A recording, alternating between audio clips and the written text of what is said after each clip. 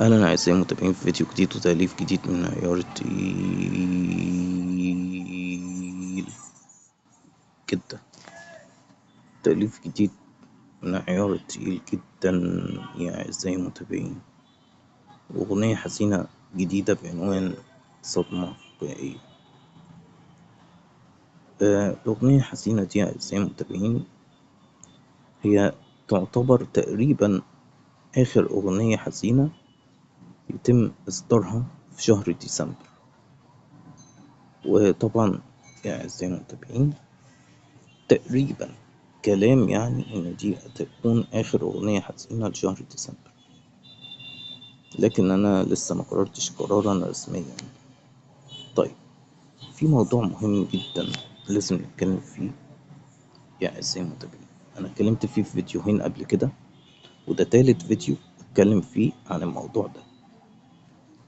بص يا أعزائي المتابعين، أي حد شايف الصورة اللي قدامه دي يعرف إن ده الأكونت الأساسي بتاعي. غير كده أي أكونت تاني هو أكونت فيك، او ناس عامله اكونتات فيسبوك باسمي وبيعملوا حاجات يعني بلاش نتكلم يعني. فيا اعزائي المتابعين، وده اكونت الانستجرام اهو. وعموما اكونت الانستجرام مش بنزل عليه حاجات كتير، بس من الاخر يا اعزائي المتابعين اللي انا ملاحظه الفتره اللي فاتت دي ان وصلني كلام ان في حد بيقول لي انت دخلت تشتم حد وبتاع، والكلام ده ما حصلش اقسم بالله. والله العظيم أنا عمري ما دخلت لحد على الخاص وشتمته، أقسم بالله العظيم أنا عمري ما عملت كده. بعدين أنا أصلا واحد مؤلف، يعني شغلي كله تأليف قصص والأغاني حزين. إيه الغرض من إني أذي أعزائي المتابعين وأدخل لواحد منهم أشتمهم؟ إيه غرضي من كده أو إيه هدفي من كده؟